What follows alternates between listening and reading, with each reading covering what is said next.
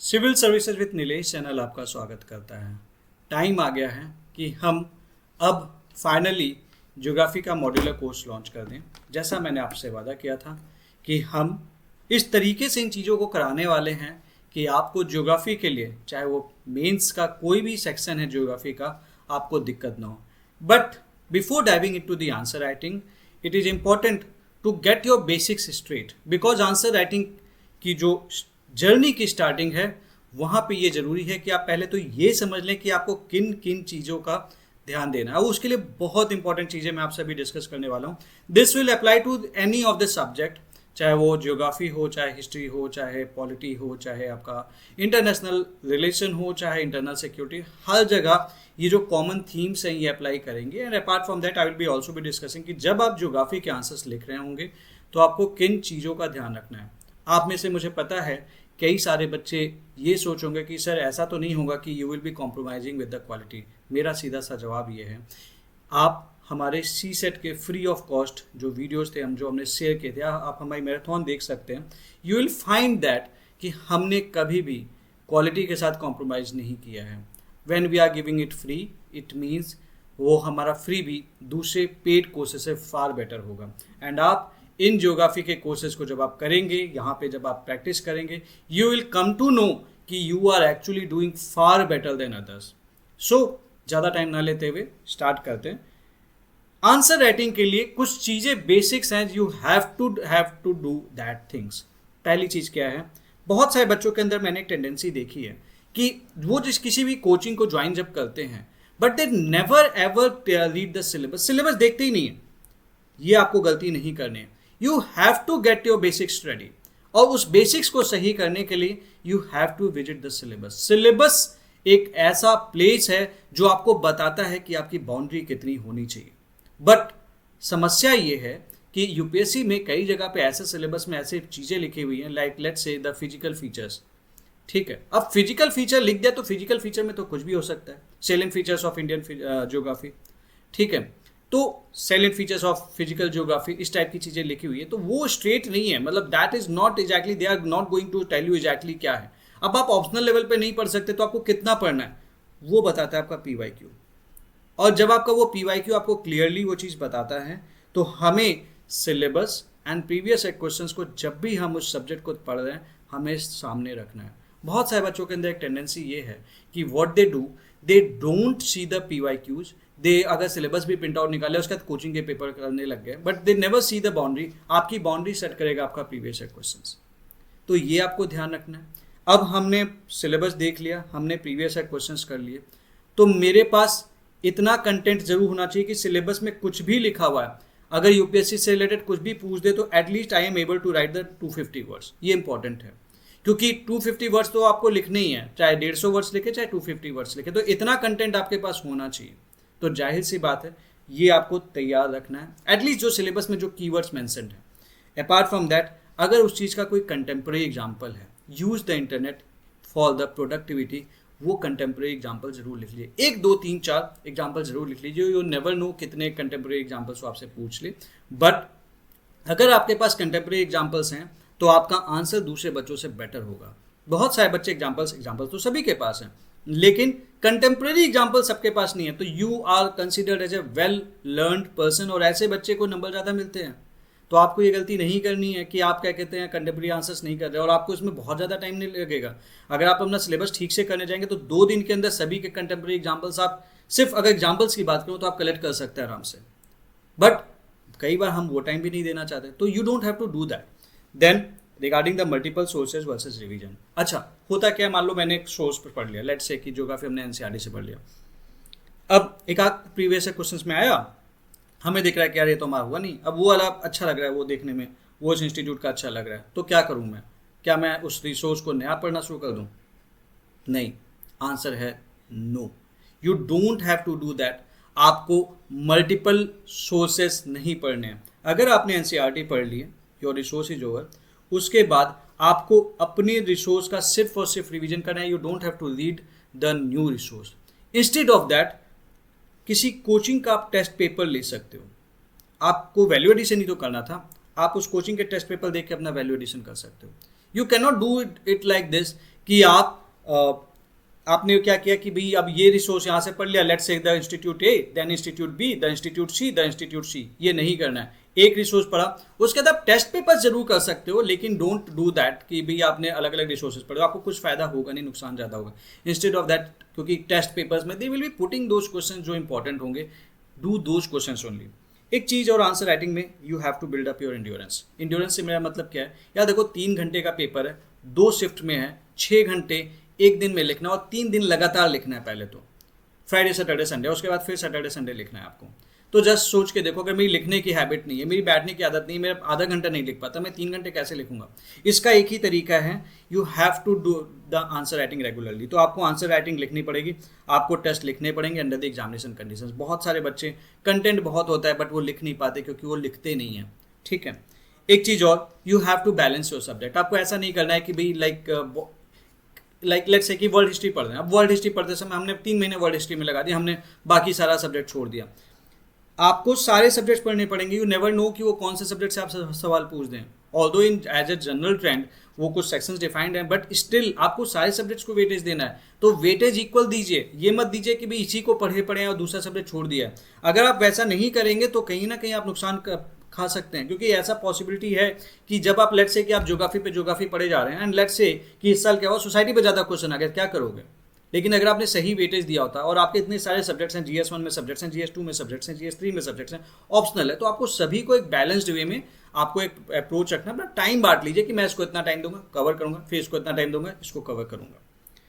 इसके बाद कुछ चीज़ें जो आपको और ध्यान रखनी है, दैट इज, ये हो सकता है कि आंसर लिखते समय you don't have an clear idea what to do in that case.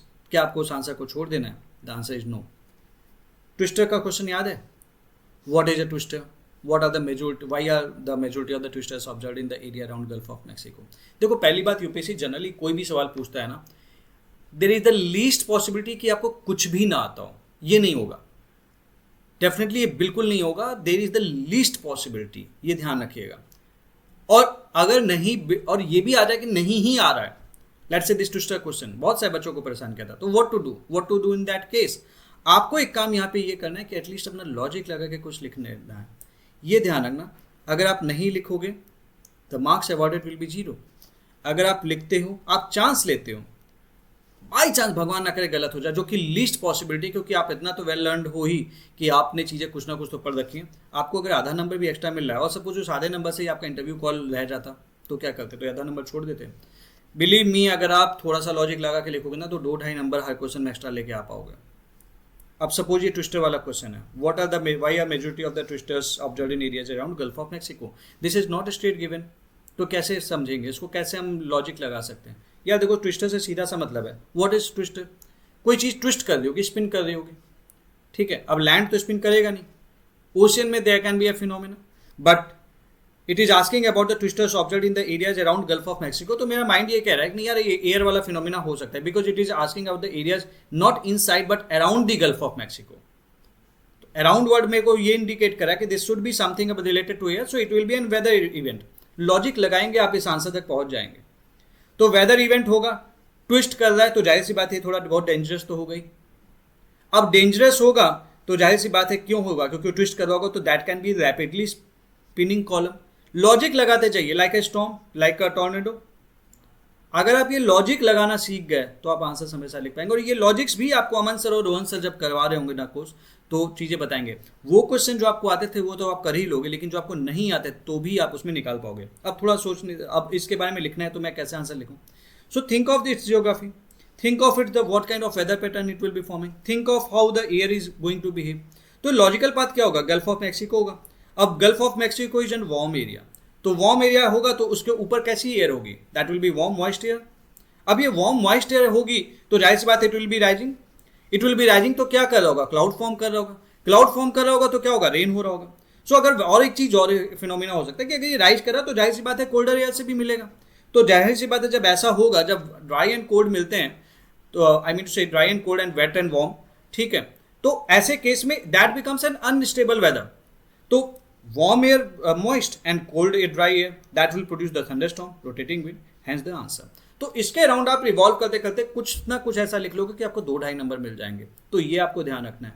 Answer कोई भी नहीं छोड़ना, नहीं आता है ना कुछ लिख के आ जाओ यार, कोई दिक्कत नहीं है, कोई रिपोर्ट है नहीं पता, बस इतना पता है ना इकोनॉमी का है, कुछ लिख दो यार। India is a developing country, काट थोड़ी देगा वो, जीरो जीरो ही तो आएंगे आपके, बहुत काटेंगे तो जीरो दे देंगे, लेकिन चांसेस है कि आधा नंबर जरूर दे जाएंगे अगर आप थोड़ा सा भी लॉजिकली लिखते हो। Then you have the visual element, आपको ध्यान रखना है, आपको अपने आंसर्स में मैप्स, डायग्राम्स, फ्लो चार्ट्स होगा, जो भी पॉसिबल है इंक्लूड कीजिए। देखो क्या होता है ना कि आप लिख तो सभी रहे हैं, लेकिन एक ऐसे बच्चे की कॉपी जहां पे आपको डायग्राम दिख रहा है, और एक ऐसे बच्चे की कॉपी जहां पे आपको कोई डायग्राम नहीं दिख रहा, कोई मैप नहीं दिख रहा, कोई फ्लो चार्ट नहीं दिख रहा, आप किसको नंबर दोगे? दोनों के सेम कंटेंट थे, जाहिर सी बात है जिसके मैप्स होंगे, जिसके डायग्राम्स होंगे, you have to do that. Practice करिए, रिलेवेंट डायग्राम्स बनाना को शुरू करिए। मैं आपको एक वीडियो बना के दूंगा जिसमें आप कैसा भी डायग्राम, कोई भी डायग्राम बना लोगे। You have to do that. Then about this perfectionism. So, can you be perfect? No, you cannot be. आप नहीं हो सकते, पॉसिबल नहीं है। बहुत से बच्चों के अंदर एक टेंडेंसी देखी है मैंने कि हम तब लिखना शुरू करेंगे जब हमारे पास बहुत अच्छा कंटेंट होगा। ऐसा कभी नहीं होगा।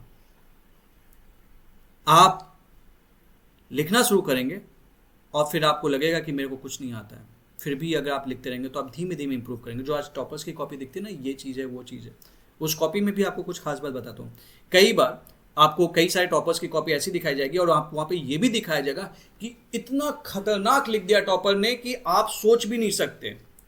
वहाँ पे भी एक चीज़ मैं आपको बता देना चाहता हूँ, इक्का दुक्का लोगों ने, दैट इज एन एक्सेप्शन की बात नहीं कर, बट इन जनरल बहुत सारे बच्चों के अंदर टेंडेंसी होती है, जैसे मेरी भी टेस्ट सीरीज होती थी, तो कई बच्चों को मैंने इस चीज़ पे गाइड भी किया। What they use to do initially, भाई मैंने क्वेश्चन दे दिया, they use to search the internet, they used to search the report, they used to use the chat GPT and then they started writing. When they started writing, तो उनके answer तो perfect हो गए, but when I went to the answer, I asked them कि भैया आपने लिखा कैसे, how is it possible, that is it humanly possible? तो उन्होंने फिर बताया, एग्री किया कि नहीं सर हमने ऐसे लिखे। मैंने बोला no, this is the wrong way. अब सोच के देखो, उस बच्चे का सिलेक्शन हो गया, वो बच्चा समझ गया, उसने अपनी गलती सुधारी और उसने अपनी स्पॉन्टेनियस कॉपी रख दी, मतलब स्पॉन्टेनियस आंसर्स लिखना शुरू कर दिया। लेकिन सोच के देखिए, वो बच्चे की अगर वो परफेक्ट कॉपी आपको दिखाई जाएगी, आपका क्या होगा, आपको कॉन्फिडेंस डाउन हो जाएगा, आपको लगेगा अरे यार एग्जाम टॉपर इतना भयंकर लिख रहा है। और बहुत सारे लोग करते हैं इस चीज को मार्केटिंग स्ट्रेटेजी के लिए कि वो आपको एक ऐसी कॉपी दिखाएंगे कि आपको लगेगा आपको कुछ नहीं आता है। आपको उस चीज से दिमाग से हटाना है। You can't be perfect, nobody can make you perfect. आपको शायद वो ऐसी कॉपी दिखाई जा रही होगी, क्योंकि कोचिंग के रिकॉर्ड में तो आ ही जाएगा ना, क्योंकि भाई बच्चे ने लिखा तो है ही। आपको क्या करना है उस कॉपी से, ये जरूर देखना है कि भाई लिखने का कोई अच्छा तरीका तो देखना है, बट उसके चलते आपको अपने अंदर डीमोटिवेशन नहीं लाना है। गलती करेंगे आप कहीं ना कहीं। Start writing, improvement is always gradual. Improve करिए, मार्केटिंग स्ट्रेटेजीज में मत पड़िए, दैट इज इंपॉर्टेंट। और ये करते हैं लोग, आपको वैसी ही कॉपी दिखाएंगे और आपको ये फील कराएंगे कि आपको कुछ नहीं आता है, तभी तो एडमिशन्स लेंगे। I don't want you to fall in that trap. So ये आपको ध्यान रखना है। देन कभी भी कोचिंग मटेरियल, अगर मेरे को सब्जेक्ट पे नया कोचिंग मटेरियल खरीदना है, फिर टेस्ट सीरीज मेरे को एक्स्ट्रा पढ़नी है, तो आप अपना एक रिसोर्स पे रिलाई कीजिए, उसके बाद just do the test series वाली चीज़ें पढ़ लीजिए। देयर आर मेनी इंस्टीट्यूट्स अच्छे हैं, कुछ डिफरेंट इंस्टीट्यूट्स के मटेरियल अच्छे हैं, आप उसे पढ़ सकते हैं। कमिंग नेक्स्ट बात थी, तो ये तो जनरल आंसर राइटिंग में आपको क्या ध्यान देना है। Then how you have to write the geography answer. पहली चीज इंपॉर्टेंट समझ लेते हैं, 1/3 syllabus of GS1 is covered by geography. 1/3 syllabus, 1/4 हिस्सा ज्योग्राफी कवर करता है, तो इट इज इंपॉर्टेंट, ये तो है। सोर्स के लिए the only source that you need is the NCERT, some things of that GC Leong, कुछ डायग्राम्स, और वो भी आप नहीं करना चाहते तो केवल अपनी NCERT पढ़ लीजिए, और वो भी नहीं करना चाहते तो जस्ट वॉच द वीडियोस जो रोहन सर और अमन सर कराएंगे। दे will be covering each and everything that is given in the NCERT। और जो हमारे हैंड रिटन नोट्स हैं उसे वो मिनोमिक्स वगैरह लेके ही सारा कुछ कराना है, तो आपको इसकी भी जरूरत नहीं पड़ेगी। Still I would recommend NCERT जो पढ़िए, उसके अलावा कोई रिसोर्स देखने की जरूरत नहीं है। All this videos they are more than enough, ठीक है। अब जब भी आप ज्योग्राफी का आंसर लिख रहे हो, एक चीज हमेशा ध्यान रखिएगा, जब भी आप एक एकेडमिक का आंसर लिख रहे हैं, there should be something called a feel. एक सब्जेक्ट का फील होता है, तो आपको ज्योग्राफी का आंसर ज्योग्राफी जैसे लिखना है। लाइक जब मैं आज ज्योग्राफी का आंसर लिख रहा हूँ, लाइक हिस्ट्री का आंसर लिख रहा हूँ, तो मैं टाइमलाइन की बात कर सकता हूँ कि किस डेट को क्या हुआ। ज्योग्राफी में बात करूंगा तो मैं लोकेशन की बात करूंगा कि वेयर डज इट हैपन, या मैं उसके फिजिकल फीचर से रिलेटेड बात कर सकता हूँ, like land forms, climate, terrain, vegetation, water bodies, इन चीज़ों के बारे में बात कर सकता हूँ। कैसे कैसे अलग अलग जोग्राफिक जो फीचर्स हैं they are going to influence with each other different, like let's say कि किस तरीके से रेन के साथ इंटरेक्ट करती है वेजिटेशन, इंटरेक्शन हम डिस्कस कर सकते हैं। Then we can also discuss this spatial terms such as region, boundary, latitude, proximity, ये सब ज्योग्राफी के टर्म्स हैं। टर्मिनोलॉजी हमें ज्योग्राफी के अकॉर्डिंग रखनी है, मार्क्स हमेशा अच्छे मिलेंगे। तो how to make your answer feel like geography, एक सिंपल सा फंडा है, ट्राई करिए कि आप लोकेशन मेंशन करें, तभी तो लगेगा ना कि ज्योग्राफी का आंसर है।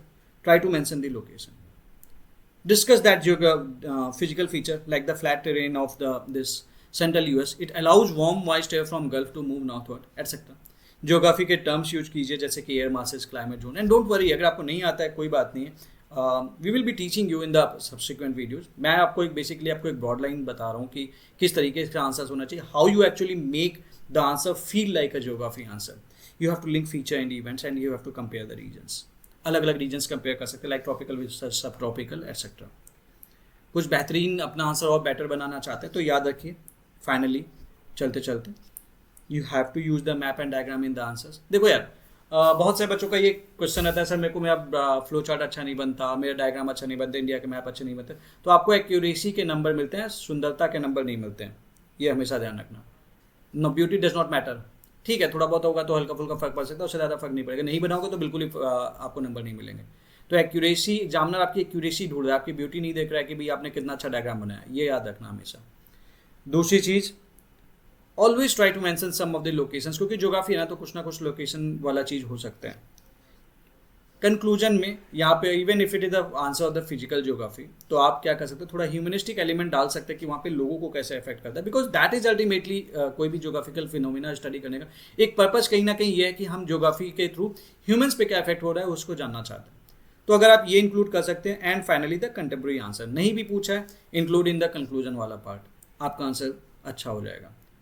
सो दैट्स इट, एक कुछ बेसिक्स था जो मैं ज्योग्राफी से रिलेटेड आपसे डिस्कस करना चाहता था। अगर आपको ये चीज़ समझ में आ रही हो, I would request you please share this initiative 2 लोगों के साथ, सिर्फ 2 लोगों के साथ जिनका अच्छा नहीं है आंसर राइटिंग, या फिर आपको लगता है उस बच्चे को हेल्प हो सकती है, बिकॉज दिस इनिशिएटिव हम पेड लॉन्च कर सकते थे और हमें पता है कि एडमिशन्स भी आते हैं, आराम से आते हैं, लेते हैं बच्चे, but the thing is that हम शायद उस बच्चे की हेल्प नहीं कर पाते जो बच्चा आंसर लिखना तो चाहता है लेकिन उसके पास इतने पैसे नहीं है कि वो आंसर लिख सके। एंड ये इनिशिएटिव स्पेशली उन बच्चों के लिए शुरू किया जा रहा है। And definitely if you are can afford the courses, even then ये कोर्स आपको बेहतरीन वे में हेल्प करेगा। तो उस बच्चे की हेल्प के लिए सही यार कुछ ऐसे बच्चों से शेयर कर देना जो नहीं एफर्ट कर सकते। Let's do something for them, कुछ अच्छा करते हैं, कुछ अच्छे बच्चों तक पहुँचते, मतलब कुछ बच्चों तक पहुँचते जो जिनके पास मौका अगर उनको मिलेगा तो वो लिटरली बहुत कुछ बड़ा कर सकते हैं, लेकिन उनके पास मौका ही नहीं मिलेगा। वो मौका आप उन्हें दे सकते हैं, कैसे? इस वीडियो को शेयर करके। So share that video. और आपका कंप्लीट GS1 कवर कराएंगे Aman sir and Rohan sir, complete, zero compromise with on the quality we will be ensuring, and इतने बेहतरीन तरीके से कराएंगे कि आप लास्ट में आप खुद जाके बोलोगे कि sir this was a good decision that I had started following your geography free program of this. So मिलते हैं आपसे अगली वीडियो में जहाँ पे Aman sir and Rohan sir आपसे ज्योग्राफी का कोर्स कवर कराते हुए आपको दिखेंगे। एंड बहुत टाइम नहीं लेंगे आपका ये कोर्स कवर कराने में, अगले 20 से 25 दिन के अंदर हम कंप्लीट ज्योग्राफी कवर करा देंगे। सो पढ़ते रहिए, एंड जब आप इस चैनल को सब्सक्राइब कर लीजिए ताकि आप जैसे जैसे वो वीडियोज आएंगे आप देखते चले जाएंगे। So that's it for this video. And अगर आपको कुछ लगता है if you we should be launching about दूसरे modular courses, you can comment in the section. We will be considering that depending upon the your comments कि किस subject को हम अगला launch कर सकते हैं. So thank you very much. This was Nilesh Kumar Singh.